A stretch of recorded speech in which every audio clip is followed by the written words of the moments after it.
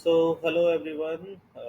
This is Ghanshyam Gaur. So today, and welcome to my channel. Obviously, this is my very first day. तो today हमारे मेरा भांजा आया हुआ है. इसने थोड़ा सा किया है कि मामा जी मुझे एक्सेल सिखा दो.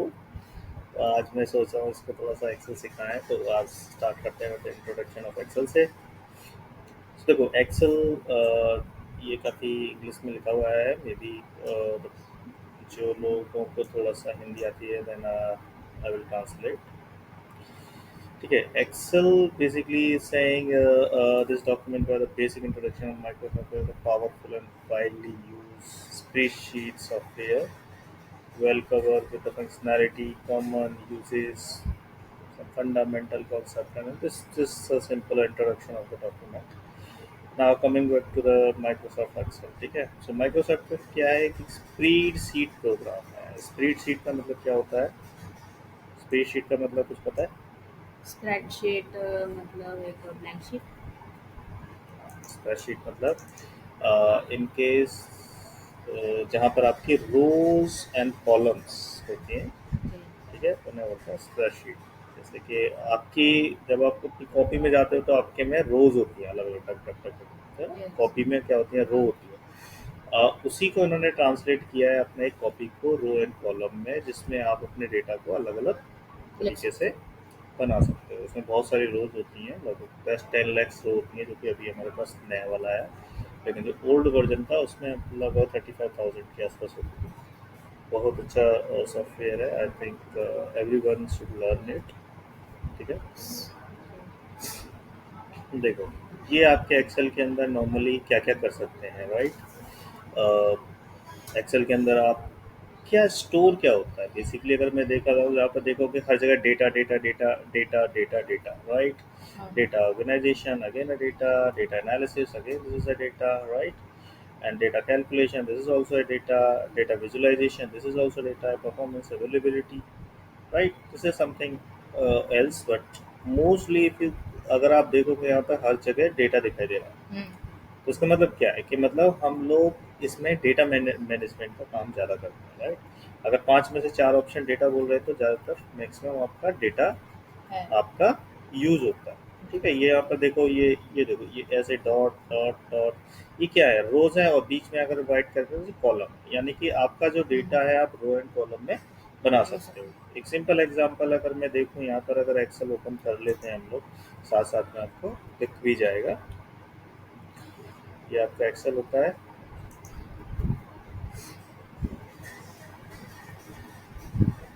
नॉर्मली हर एक ऑर्गेनाइजेशन में यूज़ होता है. छोटी से छोटी हो, बड़ी से बड़ी हो, सभी लोग एक्सेल यूज़ करते हैं. और माइक्रोसॉफ्ट के साथ आता है ये प्रोग्राम. बहुत ही बढ़िया प्रोग्राम है. ठीक है. अभी यहाँ से अगर आप स्टार्ट करोगे, क्या होता है एक्सेल? देखो, ये आपकी होती है रोज. ठीक है. अगर मैं ऐसे करके करूँ 1 2 3, ये जितनी भी आ रही ना 1 2, ये आगे का 3, हाँ। ये सारी रोज होती हैं. ठीक है. ठीक है। और इसके ये सब रोज हैं. ये सारी रोज हैं. और ये होते हैं आपके column A B C D. ठीक है. ठीक है। ये ए बी सी डी जो लिखा हुआ है ये सारे कॉलम होते हैं. और ये आपकी होती है रोज. ठीक है। ये जितनी भी हैं ये रोज होती है. ठीक है. तो यहाँ इनमें क्या होता है कि अपना डेटा बना सकते हो. सिंपल है. अगर आपको जैसे कि डेटा रेडी करना है, ठीक है, तो डेटा में एक क्या हो सकता है कि आपको नाम, अपना नाम रखना है, या फिर कोई भी एक ऐसा आपको रखना है जिसको रो एंड कॉलम में आप डिफाइन कर सकते हो. मार्कशीट बनाना। जैसे कि मार्कशीट हो गया. सिंपल है. आपने एक नाम रखा. ठीक है. यहाँ पर मार्कशीट में जैसे कि मार्क हो गए, जैसे इंग्लिश में कितना नाम आया. ठीक है. इंग्लिश में भी. और कोई सब्जेक्ट हो गया आपका, मैथ्स। मैथ हो गया. ठीक है. और या फिर साइंस। साइंस. ओके. और physics, right? So for example ये 3 सब्जेक्ट ले चलते हैं. बहुत ज़्यादा डेटा मेंटेन करना पड़ेगा. अब यहाँ पर 4-5 लोगों के नाम में, जैसे कि मेरा नाम घनश्याम है तो मैं अपना नाम रख के रखता हूँ घनश्याम. ठीक है. अब यहाँ से हो गया, ये घनश्याम हो गया. यहाँ पर आपका जैसे कि चंदन कुमार, ये चंदन हो गया. अभी ये दोनों कोई एक सब्जेक्ट में गए हैं, अब इनको इतना पार्ट को हमें क्या करना है, इसके लिए मेंटेन करना है। नॉर्मली आप मेंटेन करोगे वर्ड में तो ये इस तरह से ऑप्शन होते हैं, लेकिन बहुत बड़े डेटा को मैनेज नहीं कर सकते आप वर्ड के अंदर, लेकिन यहाँ पर आप कर सकते हो। ठीक है, हम्म, साथ में आप कैलकुलेशन भी कर सकते हो। ठीक है, तो ये जो आपकी होती हैं रोज होती हैं। ठीक है, तो ये डेटा इस तरह का आप मैनेज कर सकते हो। ठीक है, बहुत बड़ा डेटा भी बना सकते हो। लिखते जाओगे इधर कॉलम्स, इधर आप नंबर ऑफ में रोज बनाते जाओ, उनके यहाँ पर एट्रीब्यूट्स और जो भी है वैल्यूज डालते रहो। ठीक है, ठीक है। इस तरह से जब आप डालोगे तो यहाँ पर क्या बनेगा, आपका ये डेटा बन जाएगा। बन जाए ठीक है, तो एक्सेल में क्या करते हैं हम लोग, डेटा बनाते डेटा। हैं और बहुत ईजी चीज़ें है। Normally let's come back to this, तो डेटा ऑर्गेनाइजेशन। ठीक है, structure data row and columns, right. Row और कॉलम में आप स्ट्रक्चरिंग करते हो डेटा का। ठीक है, data analysis tool and interpreting the data. ठीक है, सो आप डेटा को एनालिसिस भी कर सकते हो, उसको इंटरप्रिटेटिंग का मतलब है उसको छोटा कर सकते हो, समरी बना सकते हो डेटा की, डेटा कैलकुलेशन। ठीक है, कुछ मैथमेटिकल ऑपरेशन बना सकते हो एग्जाम्पल के लिए। ठीक है, तो ये आपको समझ गया structuring data in row and column. Hmm, ठीक है, यहाँ पे आप रो एंड कॉलम में अपना डेटा डाल सकते हो। डन। सेकंड ऑप्शन क्या बोलते हैं, data analysis. Data analysis. Data को एनालिसिस करना होता है कि हम्म, भाई आपको क्या करना है, कि मान के चलो कि यहाँ पर बहुत सारे लोग हैं। ठीक हम्म, है, चलो एक थोड़ा डेटा बना देते हैं हम लोग, थोड़ी सी चैट जीपीटी की मदद लेंगे। यहाँ पर जाएंगे, या को पायलट यूज़ कर सकते हो, चैट जीपीटी, जो भी आपको एआई में, मेरे हिसाब से आप लोगों को एआई को यूज़ करना चाहिए। चैट जीपीटी से कहेंगे okay create the data for 20 student with subject of maths. English, science English, math, और साइंस। science. Okay, हम्म, uh, NCSV format. Okay, तो ये कुछ 20 लोगों का मेरे को इसने डेटा दे दिया है। ऑलराइट, हम्म, ये इसने ऑटोमेटिक बना दिया है, आरव का, इस्ता का, वेदांता का, दिव्या का, और यहाँ पर इंग्लिश मैथ साइंस के। ये वाला डेटा हम लोग यूज़ कर लेते हैं क्योंकि हमें डेटा बनाने में बहुत ज़्यादा देर लगी, तो इस वजह से। ठीक है, हम्म, इसको मैं डेलीमिट कर देता हूँ।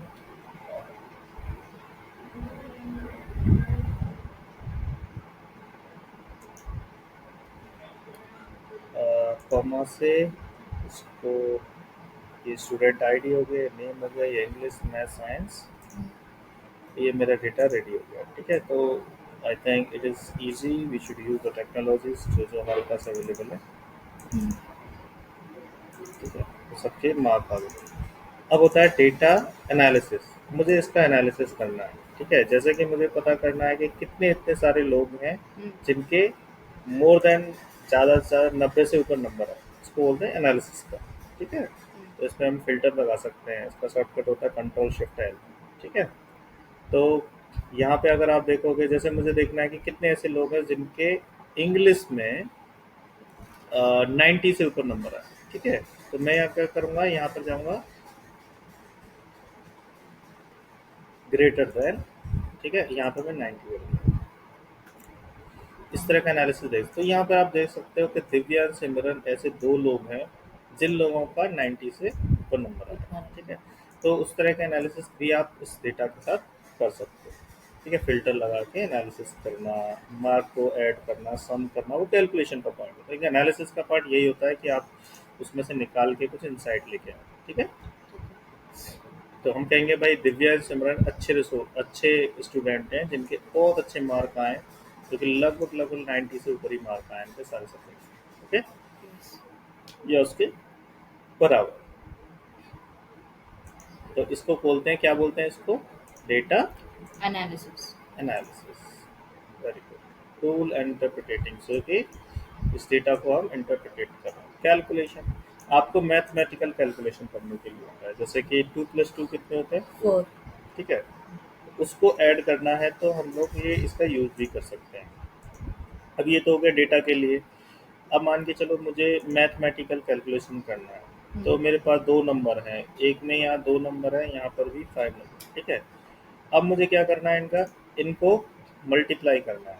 ठीक है, मल्टीप्लाई का नंबर यहाँ आना चाहिए। ठीक है, यहाँ पे आपका होना चाहिए एडिशन। चलो स्टार्ट करते हैं, यहाँ एडिशन या सब्सट्रैक्शन या मल्टीप्लिकेशन। ठीक है, डिवीजन। और यहाँ डिवीजन, चार होते हैं। तो सिंपल सी चीज़ है, तो कैसे कैसे करेंगे। तो एडिशन में क्या होता है, ठीक है, प्लस। प्लस होता है। तो मैं क्या करूँगा, इक्वल्स टू ये प्लस ये वाला सेल को सेलेक्ट कर लूँगा। ठीक है, इन दोनों को मैंने क्या किया, ऐड कर दिया। आंसर मेरा सही आया नहीं आया। ऐसे ही सब्सट्रैक्शन, सब्सट्रैक्शन में जैसे इक्वल्स टू किया मेरे को, मैंने को बड़ी में से छोटी संख्या माइनस करते हैं वो ज़्यादा सही रहेगा, इसमें से इसको माइनस कर दिया। ठीक है, यहाँ पे H5 तो लिखा आ रहा है, H5 और H4। Very good question. ठीक है, अब देखो H5 कहाँ पे लिखा हुआ है, देखो ये है H5। अगर मैं इसको देखूं H5, 5। जहाँ पे इन दोनों का क्रॉस मिल रहा है, ये क्या हो गया, H ये हो गया, 5 ये हो गया। इन दोनों का जो क्रॉस मिलेगा इसको बोलेंगे हम H5। इस सेल का क्या है, ये एड्रेस, जैसे तुम्हारे घर का एड्रेस होता है ना, हाँ हाँ। हाउस नंबर दिस, गली नंबर दिस, इस तरह से कौन सा हुआ, वैसे ही इस हर एक सेल का एक एड्रेस होता है। ठीक है, तो ये सेल का एड्रेस क्या होता है, ये आपका एच से कॉलम एच है और 5 इसकी रो है। कॉलम एच है, 5 इसकी रो है, इसका मतलब है ये आपका H5 है। ठीक है, और H4?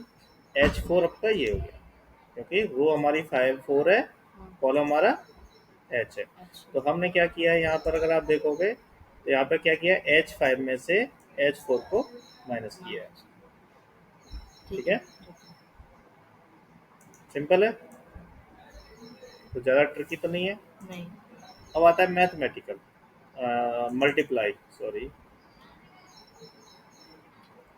मल्टीप्लाई कैसे करते हैं। ठीक है, मल्टीप्लाई करने के लिए सिंपल है आपका, यहाँ जाइए, इन दोनों को मल्टीप्लाई, H4 मल्टी, आप चाहे तो ऐसे भी लिख सकते हो H5। ठीक है, डायरेक्ट भी लिख सकते हो, एड्रेस डायरेक्ट भी लिख सकते हो। ठीक है, जैसे मैं लिखा और उसका एंटर कर दो, तो यहाँ पर आपका मल्टीप्लाई भी हो गया। Right, okay. अब होता है डिवीजन। ठीक है, डिवीजन क्या होता है, डिवीजन मतलब डिवाइड करना। अब मान के चलो मेरे को ये डिवाइड करना है, चलो इसकी थोड़ी सी वैल्यू हम चेंज करते हैं। देखो जादू देखो, जैसे मैं इसकी वैल्यू चेंज करूंगा, जहां जहां मैंने ये लगाए फॉर्मूले, उसकी वैल्यू ऑटोमेटिकली चेंज हो गई। देख रहे हो, यहाँ -5 हो गया, क्योंकि हमने इसमें से इसे घटाया था। H4 में से H5 में से H4 घटाया था, इसलिए माइनस आ रहा है। तो H5 मेरी छोटी संख्या है। अब ऐसे ये मल्टीप्लाई, अब डिवीजन करेंगे, डिवीजन भी कर लेते हैं, ये डिवाइड बाई H5। तो हमारा कितना नंबर आएगा, दोनों का 2 नंबर आना चाहिए। ठीक है, तो इसको बोलते हैं, क्या बोलते हैं, मैथमेटिकल कैलकुलेशन। तो यही हमारा स्लाइड बोलती है कि आप इसमें मैथमेटिकल कैलकुलेशन ऑपरेशंस कर सकते हो। ठीक है, तो ये डाटा कैलकुलेशन के पार्ट आता है।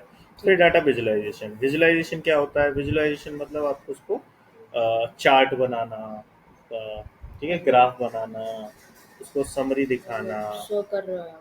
हाँ, और जैसे ये है, अब इसको मैं थोड़ा सा अच्छी तरह से दिखा दूँ। जैसे इसको गया, इसका मैंने इसके चारों तरफ आउटलाइन क्रिएट कर दी। ठीक है, आउटलाइन आप इंसर्ट में जाके कर सकते हो, सॉरी इंसर्ट नहीं, फॉर्मेटिंग में होता है जनरली ये। कलरफुल भी बन सकता है इसमें। हाँ, कुछ जैसे कि अब तुम्हें इसका कलर करना है, ये वाली लाइन में जाओ, इसको कलर कर दो। यहाँ ऑप्शन आते हैं अलग अलग का, तुम चाहो तो यहाँ पर डेटा बना सकते हो, चार्ट बना सकते हो, उसका टेबल बना सकते हो। ठीक है, ये टोटल कर सकते हो। ठीक है, ये विजुअलाइजेशन का पार्ट होता है। ठीक है, तो इसको टेबल में बना सकते हो, देखो टेबल की डिजाइन मिल गई, इतना पार्ट जो इतना मैंने सेलेक्ट किया था वो टेबल में कन्वर्ट हो गया। तो ये मैंने कंपोजिट कर दिया। अब यहाँ पे करूँगा, तो यहाँ पे जाऊँगा, तो यहाँ से आप कंट्रोल टी से भी टेबल बन जाता है, इसको कंट्रोल टी दबाऊंगा तो ये टेबल में कन्वर्ट, तो इसका विजुअलाइजेशन अच्छा होगा। विजुअलाइजेशन मतलब सुंदर, थोड़ा सा सही से दिखने वाला, जो कि आप अब इसको तुम अपनी प्रेजेंटेशन में दिखा सकते हो इस डेटा हम्म, को। ठीक है, ठीक है। या फिर अगर इनका मैं टोटल ले लेता हूँ, ठीक है, तो यहाँ पे हम टोटल लिख देते हैं। तो अभी हमने क्या बनाया, अभी तुम्हें सिखाया था सम कैसे करते हैं। हाँ, अच्छा, सम का मतलब जानते हो क्या होता है? प्लस। प्लस ऐड एक ही बात होती है, सम प्लस हाँ। ऐड एक ही बात होती है। हम्म। तो टोटल में भी तो ऐसे ही इसके अंदर एक फॉर्मूला होता है, इक्वल्स टू, हमेशा फॉर्मूला जब स्टार्ट करते हैं वो इक्वल्स टू से शुरू होगा। ठीक है, ठीक है। तो इसको लिखेंगे एस यू बी सब, सॉरी सम। ठीक है, हम्म। अब ये मेरा सम हो गया। सम का मतलब मेरे को ऐड करना है, और मैं यहाँ से मेरे को रेंज सेलेक्ट करनी होती है, ये आपकी रेंज हो गई। हम्म। तो ये क्या करेगा, इंग्लिश मैथ और साइंस तीनों के नंबर को सम कर देगा। ये देखो, तो ये सारे हो गए। एक को किया मैंने, सारा कर दिया। तो ये टेबल का फीचर होता है बेसिकली। ठीक है, ठीक है। अभी अब इसी पे अगर मैं इसमें एक चार्ट लगा देता हूँ, इसमें मैंने क्या किया, एक चार्ट इंसर्ट कर लिया। इंसर्ट में गया, यहाँ पर देखो चार्ट होते हैं, ये चार्ट होते हैं, किसी भी तरह का हम्म। आप इस पर चार्ट लगा सकते हो। तो ये मैंने चार्ट ले लिया, तो ये मेरा एक चार्ट बना देगा। जो भी चार्ट में सेलेक्ट करूंगा वैसा मेरा चार्ट ये क्रिएट कर देगा। ठीक है, हम्म, बार ग्राफ है, कौन कौन से मेरे को कॉलम चाहिए उसकी मैं यहाँ से सेटिंग भी कर सकता हूँ। ठीक तो है। ये मेरा चार्ट बन गया कि अलग अलग बंदे का क्या क्या सब पता है। तो ये मेरे को इंडिविजुअल नंबर दिखा रहा है, ये टोटल दिखा रहा है। हम्म। ठीक है, ये इसका इंडिविजुअल दिखा रहा है, ये ये टोटल है। टोटल है। ठीक है, तीन सब्जेक्ट में ये दिखा रहा है अलग अलग, और टोटल मेरे पास कितने दिखा। तो ये इस तरह से भी हम देख सकते हैं। तो यहाँ पर देखेंगे इस बंदे के, इस बच्चे के, काव्या के बहुत हम्म। अच्छे नंबर मार्क है। ठीक है, इसके भी बहुत अच्छे मार्क है, तो सबसे लास्ट में जो बच्चा है। हाँ, ठीक है, तो इस तरह से हमें डेटा विजुलाइज कर सकते हैं हो सकता अलग अलग तरीके से। और इसमें बाकी सब जब हम डिटेल में जाएंगे तो इसमें और भी सारी चीज़ें है। देखेंगे, लेकिन अभी ठीक है। ठीक है। तो ये हो गया हमारा चार्ट, इसको बोलते हैं विजुअलाइजेशन। ठीक है।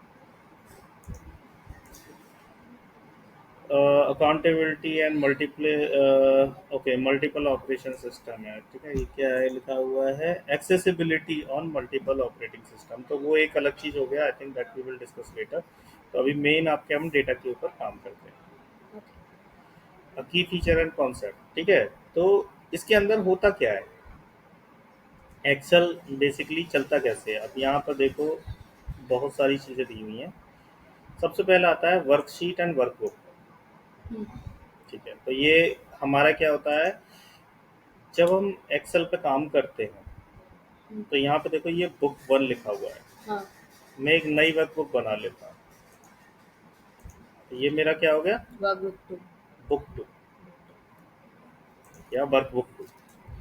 अब देखो ये क्या है, ये मेरी एक अलग फाइल है, ये हम्म। मेरी अलग फाइल। मतलब इसमें नाम अलग लिख रहा है, इसमें ना, तो इनको बोलते हैं, ये ऊपर जो लिखा रहता है हाइफन एक्सेल लिखा हुआ है, इसको बोलते हैं वर्कबुक। हम्म। ठीक है, अच्छा, नीचे जो यहाँ पे लिखा रहता है शीट। ये क्या होती है, वर्कशीट। शीट।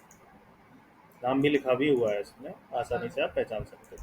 हम्म। तो हमारा सबसे बड़ा जो होता है, ये एक एप्लीकेशन होता है जिसको बोलते हैं हम एक्सेल। सर। एक्सेल काम कैसे करता है, पहले होता है एक्सेल का एप्लीकेशन। ठीक है,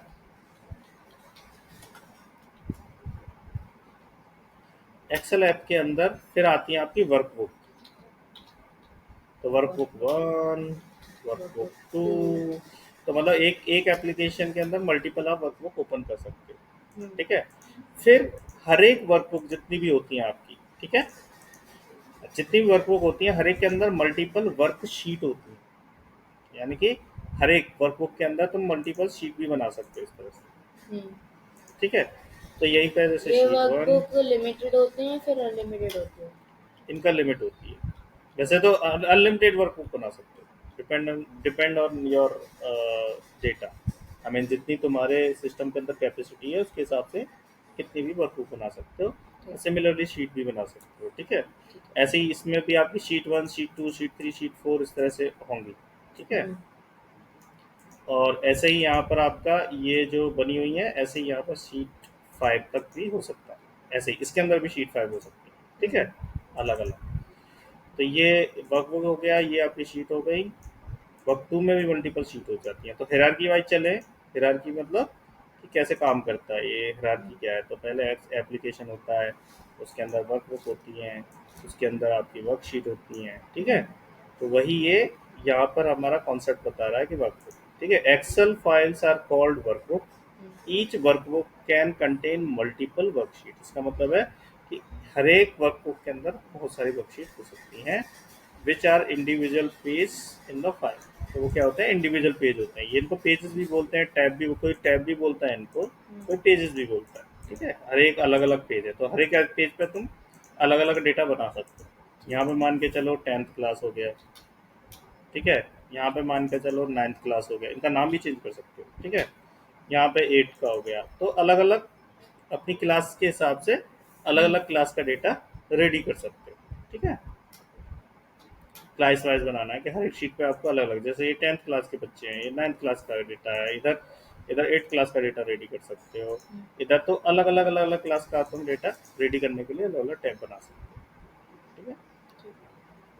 नेक्स्ट क्या है, नेक्स्ट आता है सेल्स। सेल्स मैंने आपको बताया ये होते हैं सेल्स, ये, ठीक है जी। जितने भी इसमें ये लिख रहा है ना रेक्टेंगल, जितने भी बने हुए हैं छोटे छोटे रेक्टेंगल, ये सारे ये क्या है, सेल्स। सेल्स होते हैं।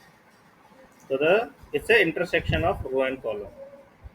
इंटरसेक्शन, रो एंड कॉलम का जो इंटरसेक्शन बनेगा उसको क्या बोलते हैं, शो सेल। अब जैसे कि इसका और इसका जो इंटरसेक्शन कौन सा है, ये वाला सेल है, जो कि हमारा D and 5। D5। हाँ, तो ये कौन सा का, इस रो का जो इंटरसेक्शन बना, जो तुम्हें थोड़ा सा डार्क दिखाई दे रहा है, वो बनता है हमारा इंटरसेक्शन। इंटरसेक्शन। तो यहाँ पर ये बन गया कि इसका एड्रेस भी, अगर जब मैं यहाँ पे क्लिक करूंगा तो यहाँ पे मेरे को इसका एड्रेस मिल जाएगा D5, ठीक है। ठीक है। ये आ गया। अब होता है rows and columns. Rows and columns क्या होती है, रोज आपकी ये 1 2 3 जितनी भी हैं, 1 2 3 4 5 ये 6 और ये होते हैं कॉलम। कॉलम। तो ये हर एक वर्कशीट के अंदर होते हैं, ठीक है। तो यहाँ पे अगर मैं देखूंगा तो ये देखो 10 बंदा 21 बच्चे 20 बच्चों का डेटा है यहाँ पे, ठीक है।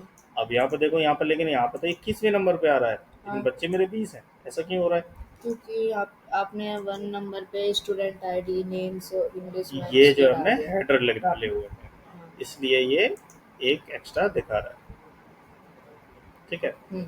अब होता है रोज एंड कॉलम्स, फिर आता है फॉर्मूला। फॉर्मूला क्या होते हैं, फॉर्मूला जो हमने ये लगाया है इक्वल्स टू लगा के, ठीक है, सम किया, ये क्या होता है, फॉर्मूला। अब देखो फॉर्मूले की परिभाषा पढ़ो। Formula are equation that perform calculation on the value of cells. तो उस वैल्यू पे कैलकुलेशन करता है वो। They always begin with equal to sign, ठीक है। अब देखो यहाँ पे देखोगे ये इक्वल टू साइन से बना हुआ है। They always begin with equal to sign, ठीक है। लाइक ए प्लस बी, जैसे कि हमने यहाँ पे बनाया है, ठीक है। A1 plus B1 H5 plus H4, ठीक है, वैल्यू ऑफ सेल, ठीक है। ये कुछ होते हैं फंक्शंस। फंक्शन क्या होता है, वो प्री डिफाइंड होते हैं, ठीक है। Function pre defined formula perform the specific task, ये भी फार्मूला ही होते हैं, फंक्शन भी क्या होते हैं, फॉर्मूला। हाँ।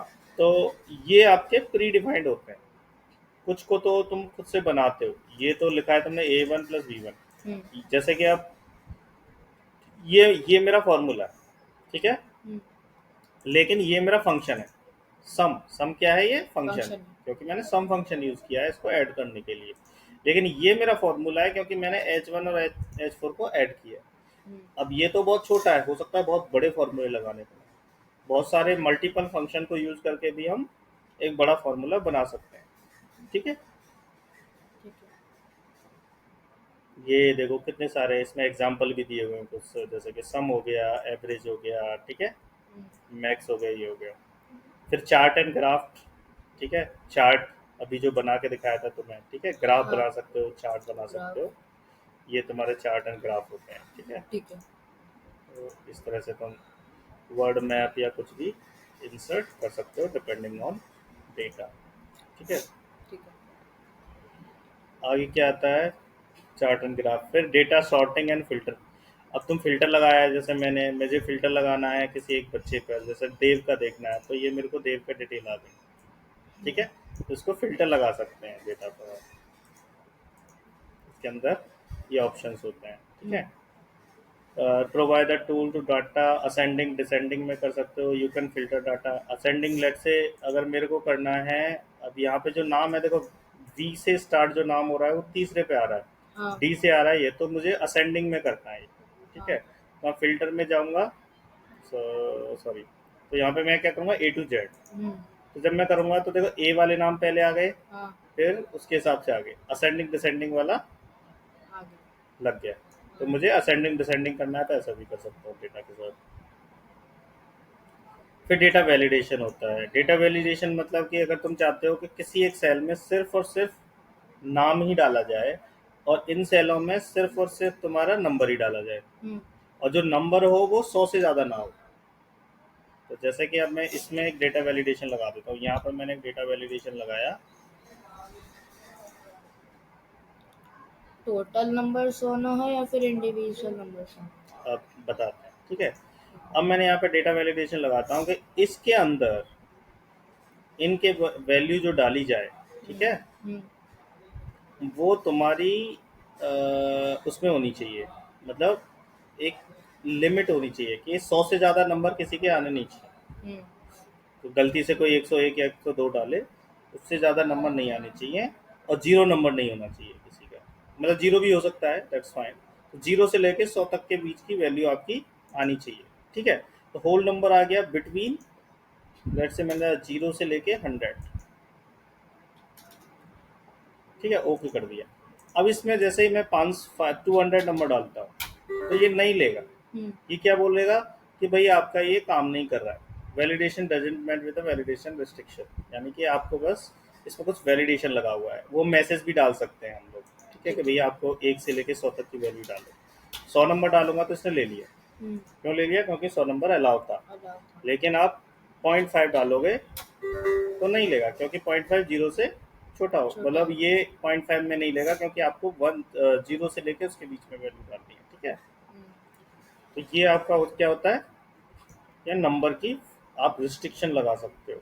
आप जो मन चाहो उस तरह की रिस्ट्रिक्शन लगा सकते हो। अब यहाँ पे मैं कहूँ कि भाई इसमें नंबर नहीं डालना है, इसमें नाम ही डले हर बार, हम्म। ठीक है। हम्म। तो इसके भी वैलिडेशन आप लगा सकते हो यहाँ पर जाके। चलो ठीक है, तो उस तरह का है, मैं आप जब डिटेल में बता देंगे हम एक बार को आपको यहाँ पे। तो बहुत ही ये इंट्रोडक्शन है, ये बच्चों ने कुछ डाउनलोड किया हुआ है, सॉरी। ये पीवट टेबल हो गई, ठीक है। तो हम्म। पीवट टेबल है, चलो ये थोड़ा सा एडवांस टॉपिक है। पीवट टेबल समरी डेटा को समराइज करने के लिए यूज होता है, ठीक है। हम्म। फिर आता है कॉमन यूज ऑफ एक्सेल, जैसे डेटा एंट्री करने के लिए आपको यूज होता है, फंक्शनल एनालिसिस के लिए होता है, डेटा एनालिसिस के लिए होता है, रिपोर्टिंग के लिए होता है, ठीक है। Project management, hmm. Inventory management. Inventory management क्या होता है कि जैसे कि तुम्हारी शॉप है, हाँ। ठीक है, और कुछ सामान ऐसा होता है तुम्हारा निकलता है, कुछ सामान तुम्हें नया मंगाना है, हम्म। ठीक है। हम्म। तो अगर तुम्हें ये चाहते हो कि मेरा जितना सामान बिक रहा है उसमें डालता रहे, तो तुम्हें पता रहेगा कि हाँ। मान के चलो तुम्हारे पास एक्स आइटम था, ठीक है, या फिर कोई भी एक आइटम है, अब उस आइटम का आपके पास 10 क्वांटिटी पड़ी हुई। अब बहुत सारे आइटम होते हैं तुम्हारी दुकान के अंदर, हम्म। तो ऐसे तो याद नहीं रहेगा जब तक तुम उसे मैनेज करोगे। तो मान के चलो जब तुम्हें पहले ही पता चल जाए कि भाई मेरे कितने आइटम ऑलरेडी निकल गए हैं, कितने आइटम रह गए हैं, तो तुम क्या है, नया आइटम ऑर्डर कर लोगे, हम्म। ठीक है। हम्म। तो उसको होता है इन्वेंट्री मैनेजमेंट। ठीक है। तो मान के चलो कि 10 आइटम पड़े हुए थे, और वो 9 आइटम बिक गए, एक आइटम पड़ा हुआ है, ठीक है। तो अगर तुम्हें पहले से एक्सेल में पता होगा कि भाई एक ही आइटम रह गया है अब, तो तुम जाके अपने उसको वेंडर को जाके बोल दोगे ना कि हम्म। भाई मेरे को नया और मंगाना है सामान, ठीक है। हाँ। तो यही होता है इन्वेंट्री मैनेजमेंट। फिर होता है आपका साइंटिफिक रिसर्च, कुछ रिसर्च कर रहे हैं उसके लिए यूज होता है, ठीक है। तो ये डेट वही सेम ही है, data storage, finance analysis and so on. ठीक ये था तुम्हारा कंप्लीट आज का टॉपिक। तो आई थिंक हो सकता है कि आपको थोड़ा बहुत समझ में आया हो, है। ठीक है। तो हम जस्ट स्टॉप शेयरिंग। तो इसकी प्रैक्टिस करना, थोड़ा सा देखना क्या है, बाकी मैं तुम्हें कल दिखाऊंगा। आज मैं छोटी छोटी चीज़ें